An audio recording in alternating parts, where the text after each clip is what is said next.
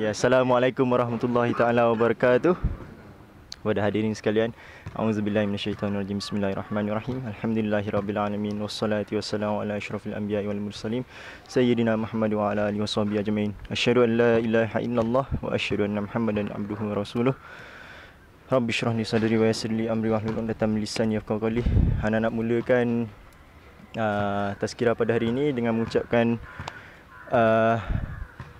terima kasihlah kerana sudi untuk mendengar tazkirah Ana yang tak biasa-biasa je. Okey, pada hari ini Ana nak buka nak share sikit dengan ayat-ayat Allah yang di mana Allah berfirman dalam surah yang ke-55, surah Ar-Rahman. Auzubillahi minasyaitonirrajim. Bismillahirrahmanirrahim. Ar-Rahman 'allamal Qur'an, khalaqal insan, 'allamahul bayan. Okey. Yang bermaksud Ar-Rahman, Allah itu Maha Pengasih. Ar-Rahman ni kita biasa dengar Bismillahirrahmanirrahim, Alhamdulillahirabbil alamin, Ar-Rahmanirrahim. Ar-Rahman ni kita tahu apa? Pengasih kan? Allah pengasih macam mana? Kita tengok balik ayat seterusnya. Ar-Rahman 'allamal Qur'an, yang mengajarkan Quran. Dia sayang kita. Lepas tu dia ajar kita Quran. Khalaqal insan, kan? Lepas tu dia menciptakan manusia. 'Allamahul bayan. Dia sayang lagi, dia dah bagi Quran, diciptakan kita dan dia ajar kita untuk berbicara. Okey? Nak kata kat sini, kalau kita tengok ayat tu kan, dalam surah Ar-Rahman ni, Ar-Rahman 'allamal Quran, khalaqal insan. Quran tu datang dulu, datang first, keutamaan dia. Lepas tu baru kita tengok khalaqal insan, manusia tu diciptakan. So maknanya Allah lebih sayang kita, sayang Al-Quran daripada sayang Al-Quran dia lagi tinggi daripada Allah sayang manusia. Macam mana? Apabila Quran itu diajarkan, manusia tahu macam mana nak hidup sebagai seorang Islam. Lepas tu Allah tulis pula yang mengajarkan kita berbicara.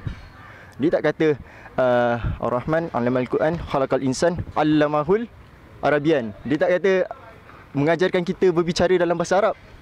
Dia tak kata mengajarkan kita berbicara pada spesifik bahasa. Dia ajarkan kita berbicara pada language. Therefore, setiap language yang kita ada pada hari ini adalah yang diajarkan oleh Allah. Allah telah tetapkan suratan macam ni. So kita janganlah, kelakar lah dia cakap bahasa tempe ke apa. Macam ni kita ajuk dia. Tak boleh Hidup kenapa Hidup? Sebabnya adalah Allah yang telah mengajar kita.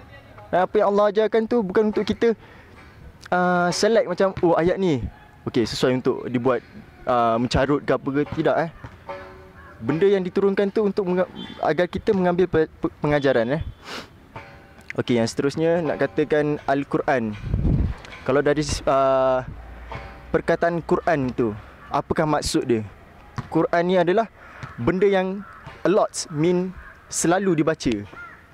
So kalau kita kata aku sayang Al-Quran, aku sayang Quran, ia dibuktikan apabila kita membaca dengan banyak, practice.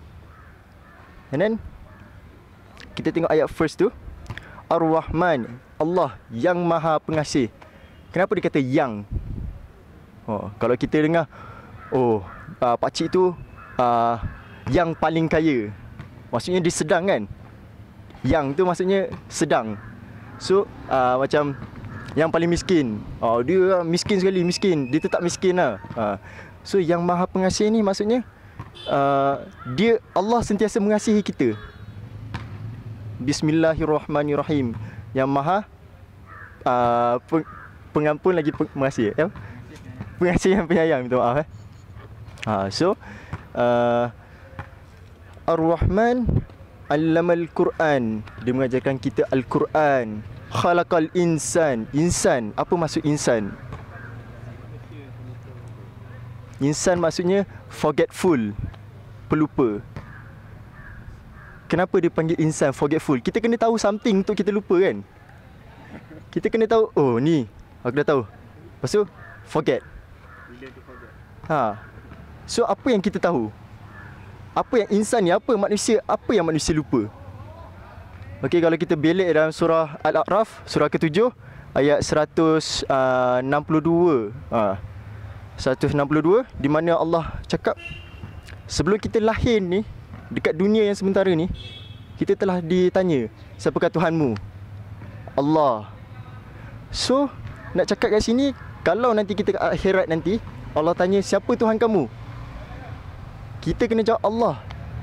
Sebab kita pernah bersumpah dan berjanji dahulu, sebelum kita lahir, kita cakap Allah tu adalah Tuhan kita. Dan apabila kita lahir kat dunia ni, kita lupa. Sebab tu dinamakan insan, pelupa. Okay? So, apa tugas kita? Kita yang telah ingat balik ni. Apa tugas kita yang telah ingat balik?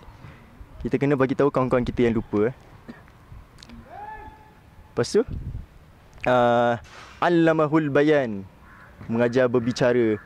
Ingat apa ni? Quran ni, kalau kita tengok zaman sekarang ni, bukan, insya-Allah bukan dalam golongan kita lah. Kita bagi dia Quran. Apa ni? Al-Quran, ya Allah. Dia tak adalah sebut ya Allah lah. Dia kata, tak nak kuno lah. Dia kata macam tu kan. Dia kata, apa ni? Mak. Tak payah. Lepas tu, kita tengok Quran ni dalam zaman kita sekarang ni kadang-kadang dah tak ada nilai. Padahal dia adalah pegangan hidup kita. Macam kereta dia ada manual kan. Kita pun ada manual untuk hidup. Jadi manual kita adalah Al-Quran. And ambil masa lebih ke? Lama sangat Okay. Okay, Al-Quran, jap. Jadi Al-Quran, okay, yang mengajarkan Al-Quran. Oh, kita kata, tak, Allah tak ajar Al-Quran. Ustazah ajar dulu. Ustaz ajar dulu. Mana ada Allah ajar? Tak Allah turunkan kepada Jibril, malaikat Jibril, turunkan kepada Nabi Muhammad sallallahu alaihi wasallam, rasul kita, turunkan kepada para sahabat, turunkan kepada para ulama kita, dan sampai sekarang. Dan benda tu akan patah balik. Siapa yang ajar? Naik up. In the end, Allah yang ajar kita. And mengajarkan kita berbicara. Siapa manusia pertama yang berbicara kat bumi ni?